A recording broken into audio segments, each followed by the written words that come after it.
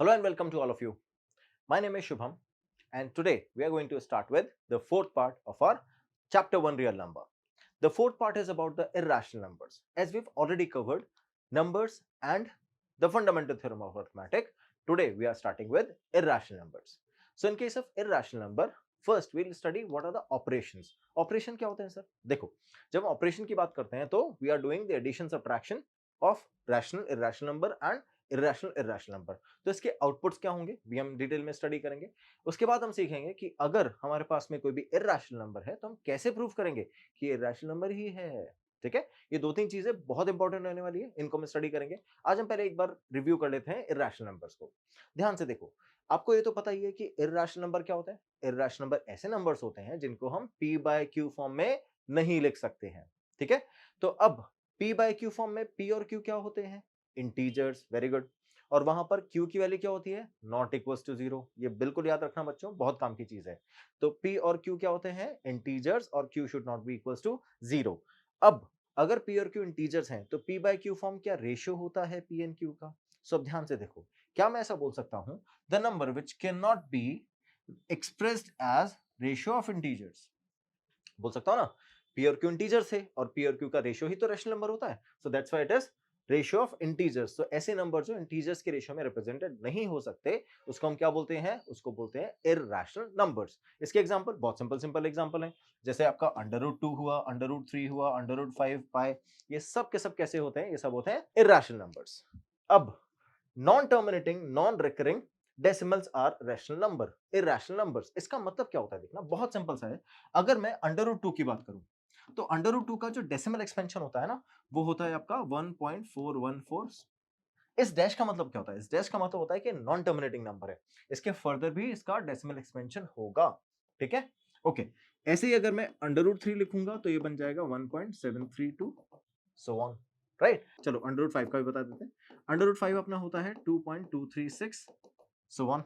And pi की बात करें तो ये होता है 3.1415 एस सो ऑन. ठीक है, तो इस तरह से आपके ये डेसिमल एक्सपेंशन है जो आपके इररेशनल नंबर हमने एग्जांपल में लिए थे. अब देखना, इन चारों डेसिमल एक्सपेंशन को अगर आप ध्यान से देखो तो क्या सब के सब नॉन टर्मिनेटिंग है? हाँ, नॉन टर्मिनेटिंग है ना.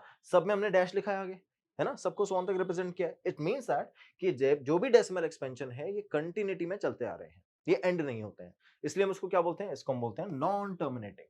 ठीक है, नॉन रिकरिंग का मतलब क्या होता है? ऐसे नंबर तो रिपीट नहीं होते हैं. तो अब ध्यान से देखो, 414. देखा सर, 4 तो रिपीट हुआ, लेकिन बेटा 1 के बाद रिपीट हुआ ना.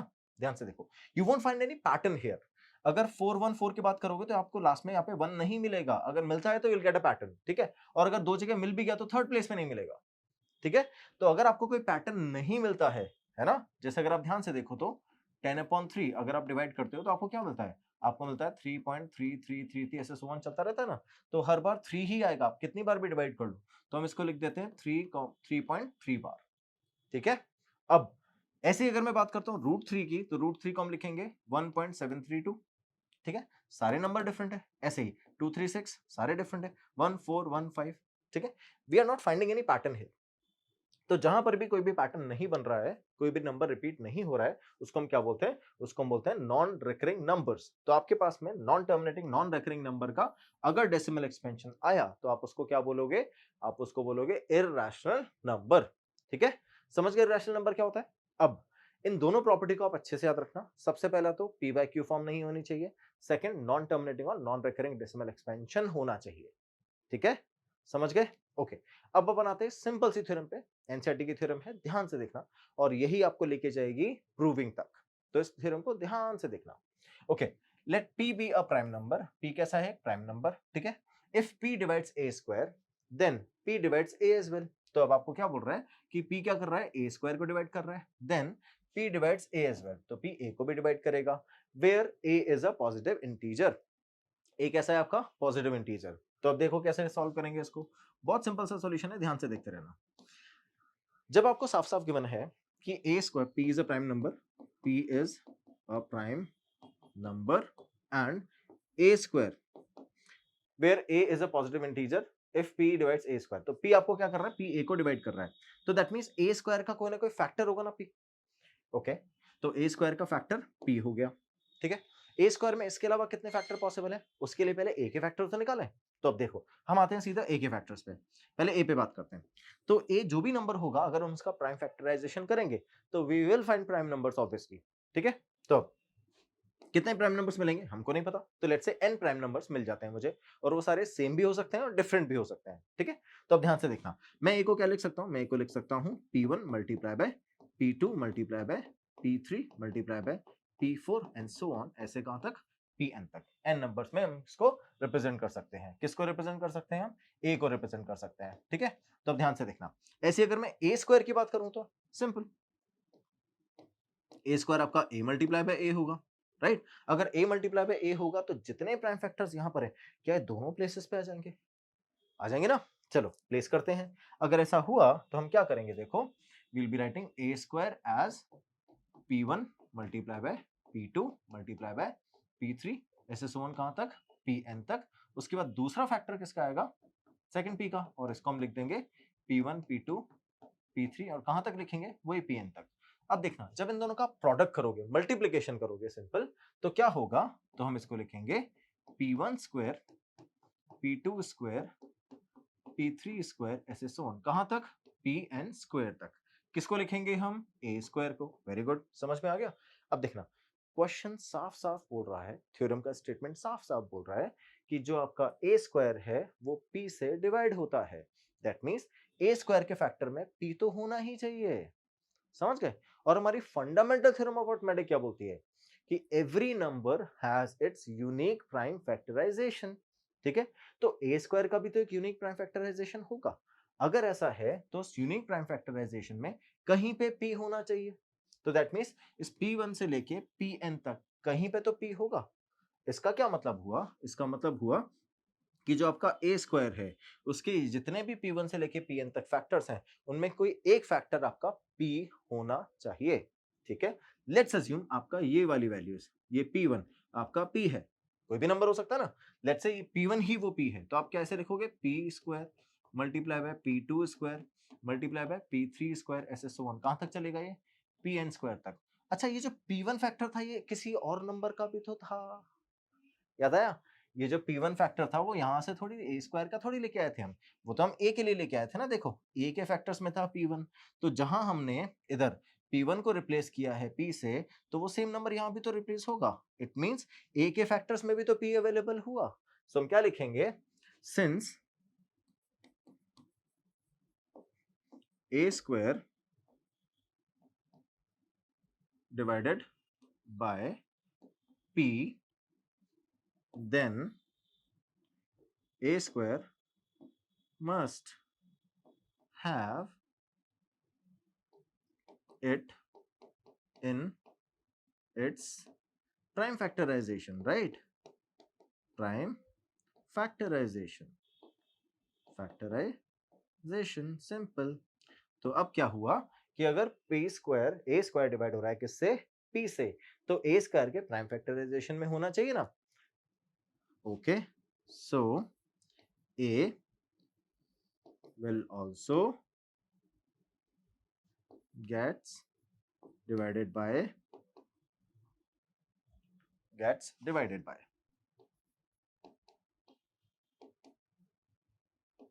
डिवाइडेड बाय p, ठीक है। ये तो हमको प्रूफ करना था कि अगर a स्क्वायर p से डिवाइड हो रहा है तो a भी p से डिवाइड होना चाहिए, सिंपल, ठीक है।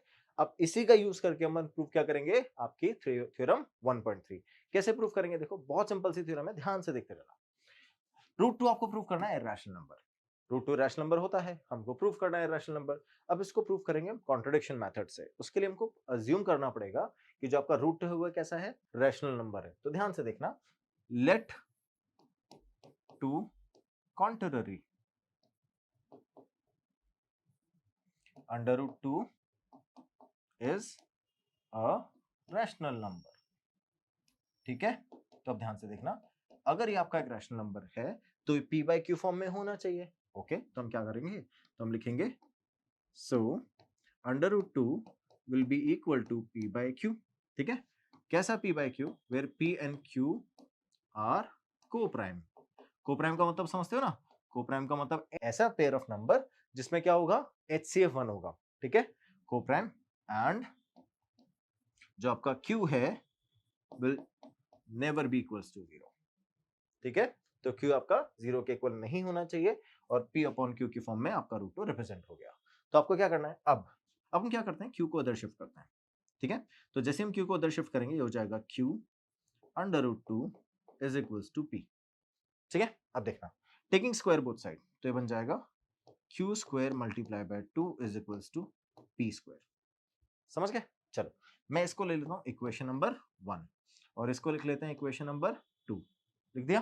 तो पी स्क्वायर की वैल्यू क्या होगी, देखो 2Q स्क्वायर।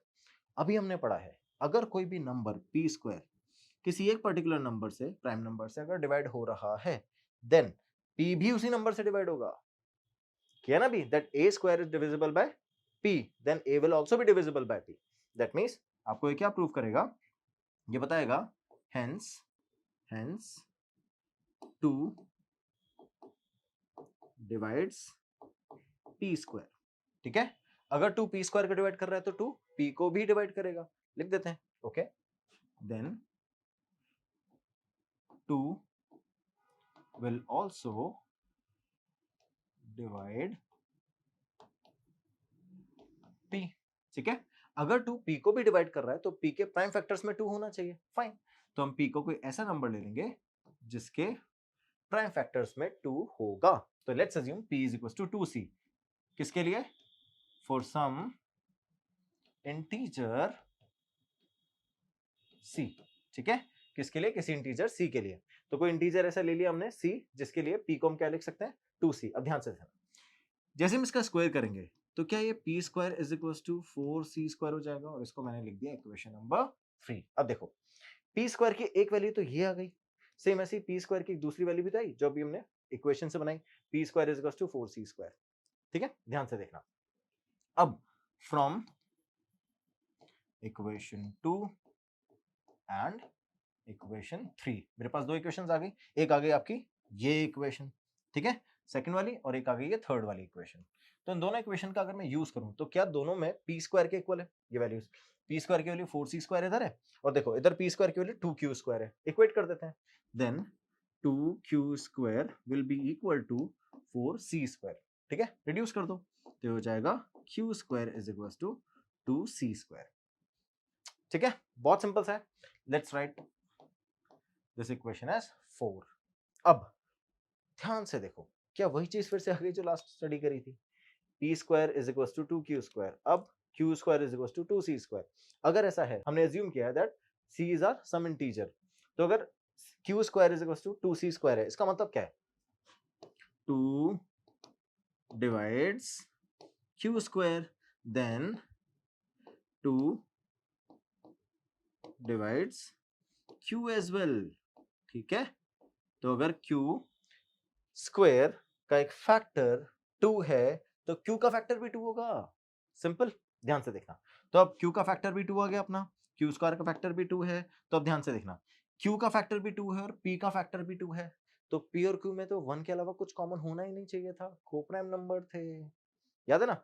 सब क्या लिखेंगे, this contradiction occurs due to the wrong assumption, ठीक है, due to the wrong assumption that under root 2 is a rational number, ठीक है। तो हमने रॉन्गली अज्यूम किया था कि अंडर रूट 2 आपका क्या है, रैशनल नंबर। अगर ऐसा नहीं करेंगे तो ये जो कॉन्ट्रडिक्शन आ रहा है आपका कि P और Q कोप्राइम है, ये नहीं आएगा। इट मींस जो नंबर आपने चूज किया था वो रैशनल नंबर नहीं है, और अगर वो रैशनल नंबर नहीं है तो नंबर कैसा है, इरैशनल नंबर, ठीक है। That's how will prove it. समझ में आया 1.2 थ्योरम और 1.3 थ्योरम का सिग्निफिकेंस। अब ध्यान से देखना, इसी की हेल्प लेके हम एक और क्वेश्चन सॉल्व करेंगे, और वो क्वेश्चन ध्यान से देखना। आपको बोल रहा है prove that under root 3 is a irrational number.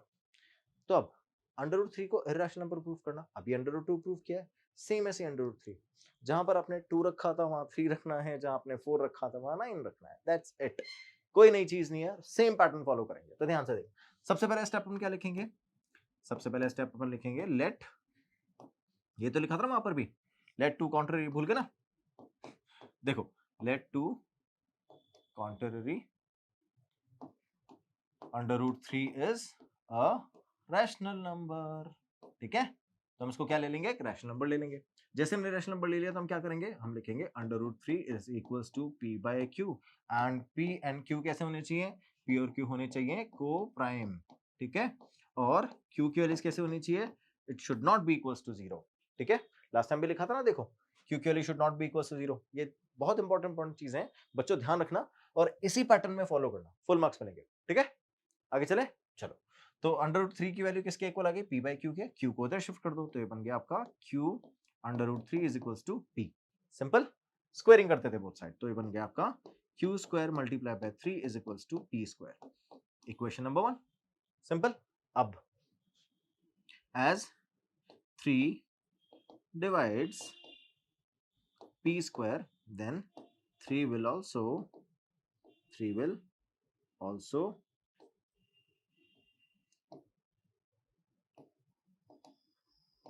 Divide p।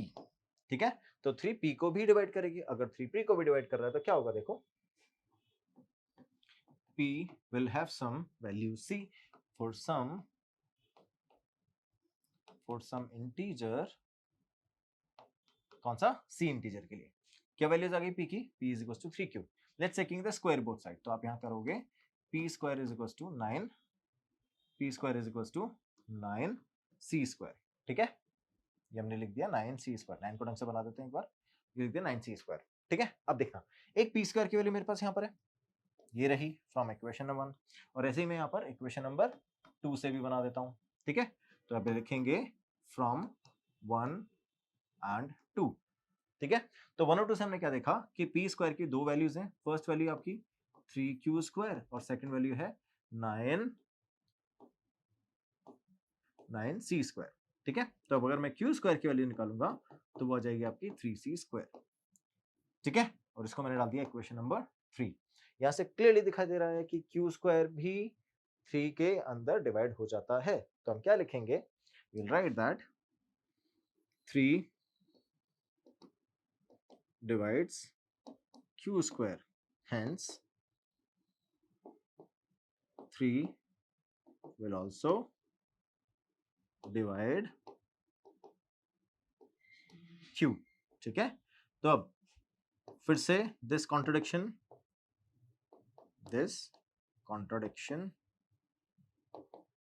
occurs due to our wrong assumption। किसकी वजह से, our wrong assumption।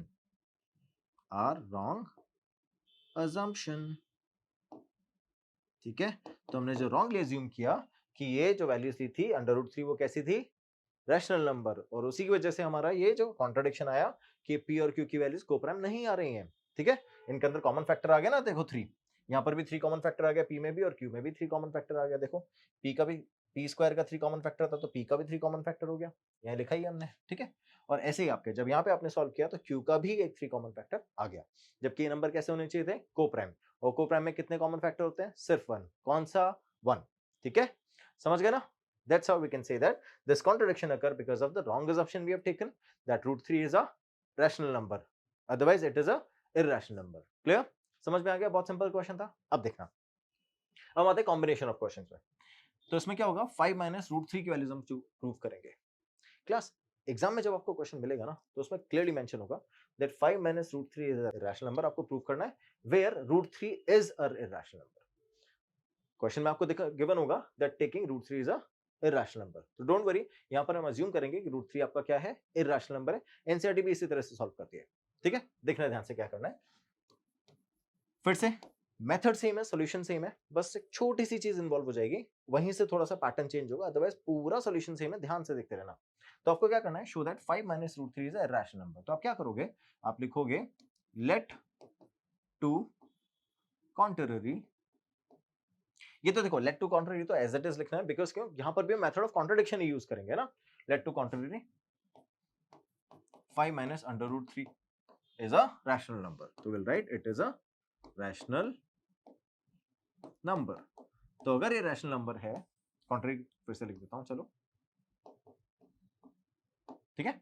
5 minus root three आपका क्या है, एक रैशनल नंबर है। अगर 5 माइनस रूट थ्री एक रैशनल नंबर है तो ध्यान से देखना, क्या मैं ऐसा लिख सकता हूं that 5 minus under root three will be equal to P upon Q. हमने अज्यूम किया ना, तो पी अपॉन क्यू बन जाएगा। फिर से सेम कहानी, पी एंड क्यू कैसे होने चाहिए, को प्राइम होने चाहिए, ठीक है, and Q must not be equals to 0 होना चाहिए, ठीक है। ये दोनों तीनों चीजें आपको एज इट इज ध्यान रखनी है और फिर हम क्वेश्चन को कंटिन्यू करेंगे। तो ध्यान से देखो क्या करना है। क्या मैं 5 को ट्रांसफर कर सकता हूँ या p माइनस क्यू को इधर ला सकता हूँ, एक ही चीज है। तो मैं क्या करता हूँ, 5 को ट्रांसफर कर देता हूँ यहाँ से इस साइड। तो क्या होगा देखो, minus under root three will be equal to P upon Q minus 5। ये 5 उधर जाके नेगेटिव हो जाएगा ना, अब एलसीएम लोगे तो ये बन जाएगा p minus 5 Q upon Q, और ये बन गया माइनस का अंडर रूट थ्री। यहां तक कोई प्रॉब्लम? क्या मैं नेगेटिव कॉमन ले सकता हूं दोनों साइड? जैसे ही मैं नेगेटिव कॉमन लूंगा तो जो आपकी वैल्यूज बनेगी वो क्या बनेगी, देखो minus under root three is equal to P minus 5 Q upon Q. ये वैल्यूज थी, नेगेटिव कॉमन लेते ही ये तो क्या हो जाएगा, पॉजिटिव, और ये क्या हो जाएगा, ये हो जाएगा आपका 5 Q minus P upon Q. अब देखना, जब आप ये वैल्यू सॉल्व करते हो तो क्या p और q दोनों इंटीजर होते हैं और 5 भी एक इंटीजर है। अगर आप इन सारे इंटीजर्स का रेशियो कैलकुलेट करोगे तो क्या वो एक रैशनल नंबर होगा? यस। तो आप क्या लिखोगे, as 5p and q are integers, ठीक है, then 5q minus p divided by q, ये कैसा होगा, ये होगा एक rational number, is a rational number, rational number. और अगर ये एक रैशनल नंबर है then what we can say, ये रैशनल नंबर किसी इरैशनल नंबर के इक्वल नहीं हो सकता। रूट थ्री रैशनल नंबर है ना, so irrational number will not be equals to a rational number, ठीक है। तो रैशनल नंबर के इक्वल नहीं होगा कौन, इरैशनल नंबर। तो एक इरैशनल नंबर और रैशनल नंबर दोनों इक्वल नहीं हो सकते। अगर ऐसा है तो जो आपकी ये वैल्यूज है ना, ये कैसी नहीं हो सकती, ये एक रैशनल नंबर नहीं हो सकती। और ये जो वैल्यूज है हमने कंक्लूड करी कहां से, यहां से। So that's why 5 minus root three will not be a 5 minus root three will not be a rational number. तो what will be, it will be a irrational number.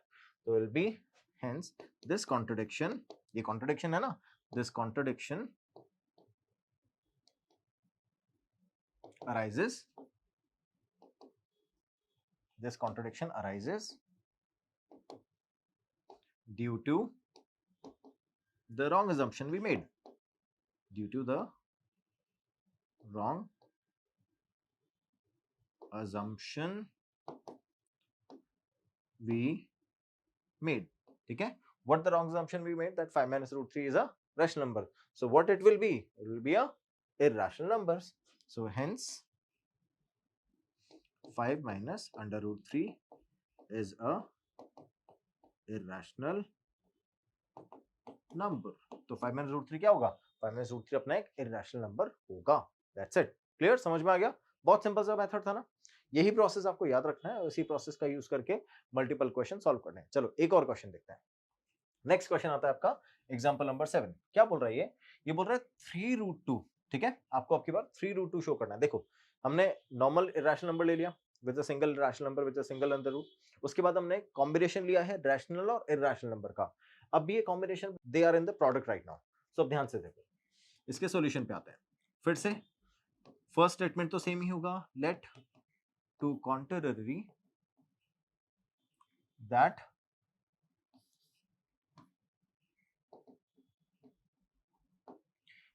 Three under root 2 is a rational number, rational number। अगर ये rational number है तो ध्यान से देखना, हम इसको लिखेंगे 3 under root 2 is equals to a upon b। Sir अभी तक तो आप p अपॉन q लिख रहे हैं, क्या फर्क पड़ता है बेटा, इसलिए मैंने चेंज किया जानबूझ के। बच्चे रटने लग जाते हैं, सर p अपॉन q ही लेना है, ऐसा जरूरी नहीं है। देखो इंटीजर्स का रेशियो होना चाहिए, याद है डेफिनेशन क्या बताया था, इंटीजर्स का रेशियो होना चाहिए। यहाँ पे ये दोनों इंटीजर्स होंगे, जो आपका डिनोमिनेटर होगा should not be equals to 0, ठीक है। और दोनों कैसे होने चाहिए, और कोप्राइम नंबर्स, तो पेयर ऑफ कोप्राइम नंबर बना लो आप। तो आप क्या लिखोगे, a and b are coprime numbers and आपका b should not be equal to 0, ऐसा होना चाहिए। बस ये दो चीजें तो याद रखनी है। अब रेशियो में आपकी कुछ भी वैल्यू आ सकती है, ठीक है। तो अब क्या करना है आपको, ध्यान से देखना, सिर्फ 3 को उधर ट्रांसफर कर दो। तो अब √2 is equal to a upon 3b। अब तो एलसीएम भी नहीं लेना, कोई एडिशन सब्ट्रैक्शन भी नहीं है, क्वेश्चन ऑलमोस्ट यहीं खत्म है। तो देखो ध्यान से, क्या ये पूरी वैल्यू रैशनल नंबर हो गई? क्यों, a और b अभी हमने इंटीजर लिए, ठीक है, और जो आपकी 3 वैल्यू है वो ऑलरेडी इंटीजर है। Then here a b and 3 are integers, ठीक है। अगर ये इंटीजर्स हैं then a upon 3b will be a rational number, ठीक है। कैसा होगा, रैशनल नंबर। अगर एक रैशनल नंबर हुआ तो रैशनल नंबर तो कभी रैशनल नंबर के इक्वल हो ही नहीं सकता, तो ये आपका इररेशनल नंबर और रैशनल नंबर इक्वल नहीं हो सकते। अगर ऐसा है तो सिंपल सी चीज याद रखनी है, hence this contradiction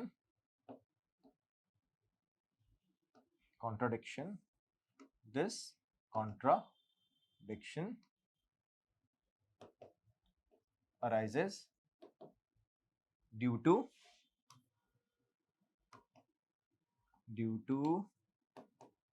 the wrong assumption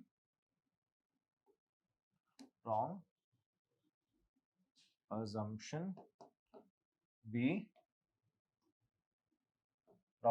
made। क्या रॉन्ग assumption लिया था हमने, that आपका 3√2 is a rational number। So 3√2 will be an irrational number।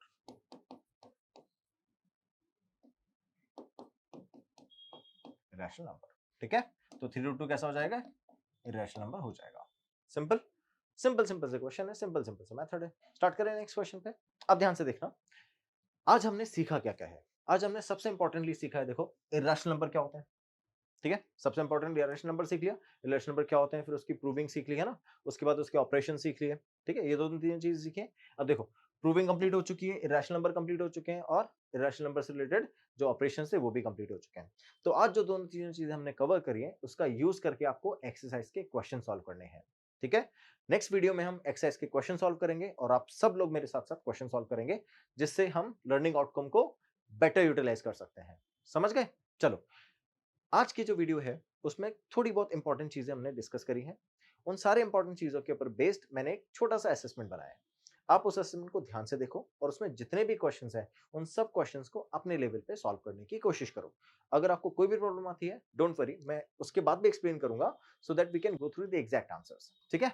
आते हैं, चलो फर्स्ट क्वेश्चन आता है आपका असेसमेंट का, which of the following is an irrational number. तो इनमें से इररेशनल नंबर कौन सा है, सिंपल 2 है क्या, नहीं, क्यों 2 क्यों नहीं, 2 एक इंटीजर है ना बेटा। नेक्स्ट √2, हाँ √2 है। √25 है क्या, नहीं नहीं नहीं, क्यों, 25 स्क्वायर नंबर है ना, तो आप 25 को कैसे लिख सकते हो, 25 को लिख सकते हो 5 स्क्वायर, उसके ऊपर अंडर रूट लगाओगे आंसर 5 आ जाएगा। तो 5 क्या आपका रैशनल नंबर होता है, नहीं होता। 2.23 होता है क्या, नहीं। याद है मैंने क्या बोला था, non terminating non repeating number अगर होंगे तो ये तो टर्मिनेट हो गया, ठीक है। तो एक ऐसा नंबर है, ये एक रैशनल नंबर है। सो फाइनली आपके पास में एक ही ऑप्शन बचता है, दैट बी आपका कैसा है, बी एक इररेशनल नंबर, ठीक है। सिंपल समझ में आ गया। नेक्स्ट वाले क्वेश्चन पे आते हैं। देखो नेक्स्ट क्वेश्चन बोलता है which of the following is an irrational number. Same he question है, तो नया क्या कर रहे हैं, ऑप्शन नहीं है बेटा, ध्यान से देखो। 2 2.232425 देन 2.23 देन 2.03, बताओ कौन सा इररेशनल नंबर है। सबसे पहली बात तो एक ही है जो नॉन टर्मिनेटिंग है, सारे ऑप्शन यही खत्म हो जाते हैं। बाकी सारे अगर देख रहे हो तो टर्मिनेटिंग है, ठीक है। तो एक ही ऑप्शन है जो कैसा है, non terminating, and the only non terminating option is our irrational number. Once again कोई भी वैल्यू रिपीट नहीं हो रही है, 2 के बाद 3 आ रहा है, फिर 2 के बाद 4 आ रहा है, फिर 2 के बाद 5 आ रहा है, नई नई वैल्यू रिपीट होती जा रही है ना। तो अब ध्यान से देखो, लास्ट क्वेश्चन है 5 minus 5 plus √3 is a number. कैसा नंबर है 5 प्लस √3, अभी क्वेश्चन सॉल्व किया है, ध्यान से देखना। क्या इररेशनल नंबर है, नहीं। क्या इररेशनल नंबर है, हाँ। क्या प्राइम नंबर है, जब रैशनल नंबर नहीं तो प्राइम नंबर कैसे हो सकता है, नेचुरल नंबर। वंस अगेन जब रैशनल नंबर नहीं तो नेचुरल नंबर कैसे हो सकता है, ठीक है। So that's why the only option which is correct we have is and option B that it is a irrational number. ठीक है, क्या आपको समझ में आ गया कि हमें एक रैशनल नंबर का सम जब इररेशनल नंबर के साथ करते हैं तो ओवरऑल आंसर भी कैसा आता है, इररेशनल नंबर। बस यही समझाना था। ठीक है, तो ध्यान रखना जब भी आपके पास कोई ऐसा क्वेश्चन आता है जिसमें रैशनल नंबर और इररेशनल नंबर का कॉम्बिनेशन होता है तो वो क्या बना के देगा आपको, इररेशनल नंबर। ठीक है, thank you so much for watching guys. इसी तरह से मन लगा के पढ़ते रहो और डोंट वरी, आप लोगों के 100 आउट 100 पक्के हैं। ठीक है, thank you so much for watching, have a good day.